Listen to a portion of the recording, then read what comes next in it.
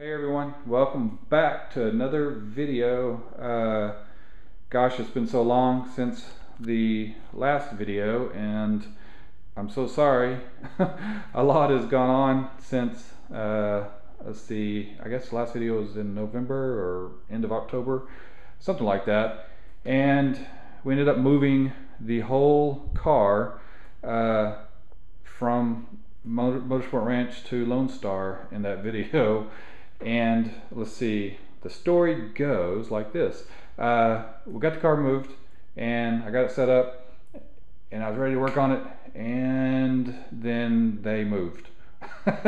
So it's all cool and everything. It didn't create any issues or anything, but what happened was that I almost said Motorsport Ranch, Lone Star ended up moving back into their old facility, and it's kind of a long story why they left the facility, but the previous owner had to sell it, and then ended up that they couldn't sell it, or something like that, and so they were able to move back into it and without any of the owner stuff being involved. So now they completely own it and they don't have to lease the building deal. So anyway, I don't know, that probably didn't make any sense, but long story short, they moved out of their last place, which was kind of temporary anyway, moved back into their new place, which is really their old place, and I decided not to move with them, even though I could have. I wanted to bring the car back to my house, to the garage that it all started in. So that's where it's at. And I know that probably just confused the heck out of everybody. I think I'm even confused about it. But so anyway, it's here in the garage, and this is my garage. Yeehaw. If amazingly was able to get everything that was in the other place in here. So I have everything except for the steel that we bought for the frames. That's in another place, and nobody has seen the frame or the chassis or any of that stuff, and that's my secret I'm holding on to. So I don't know, you guys will probably see that at some point. So anyway, all the work is really in the body. The frame stuff is just, it's all the easy stuff, it seems like, compared to all the body work that goes into sculpting a freaking car. So keep that in mind when you guys think of doing something like this. It's crazy.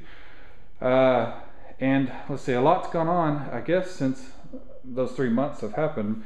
I've gotten slammed with work stuff, and yes, I have a job and I do other work. I'm an independent consultant kind of person, so I work out of the house, which is nice because I'm here with my car all day now. But unfortunately, I'm so jammed with stuff that I can't get out here and work on it.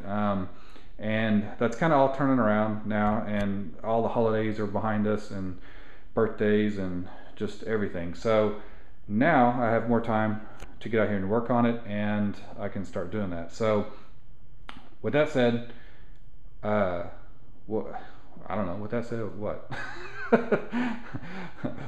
I'll just move into what I'm planning on doing with this crazy masking tape back on the back of the car that you guys are probably laughing at right about now.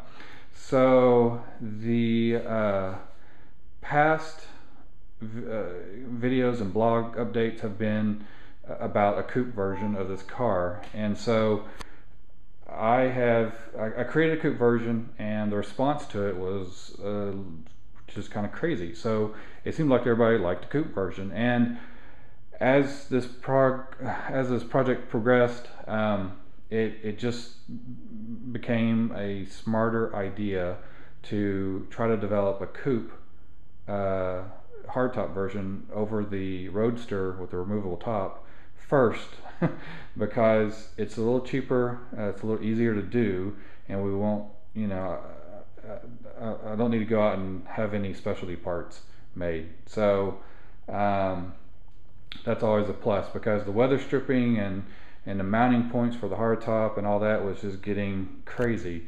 Now I have all that kind of designed out and how we're going to do it, but it's just expensive, and I think so many people want to race this car that if I send it out with a Roadster version, you know, they're going to put roll cages in it. It's going to look ugly. They're not going to be able to fit it in very well. And I think with the coupe version, they're going to be able to take it out and race it immediately, or be able to get, you know, performance specs for it quicker, and just all those things. So that's what I'm focusing on now. I'm kind of focusing on doing a lot of sanding, obviously, and then creating this this coupe version. So that's why you're seeing this tape and this cardboard mock-up stuff back here, because I wanted to see how the lines looked compared to the hardtop and the model that I have. So this is kind of it. Obviously it's not perfect, it's just tape, and so, but it kind of gives me an idea of some ideas and different ways I can address it. But basically I'm going to have this,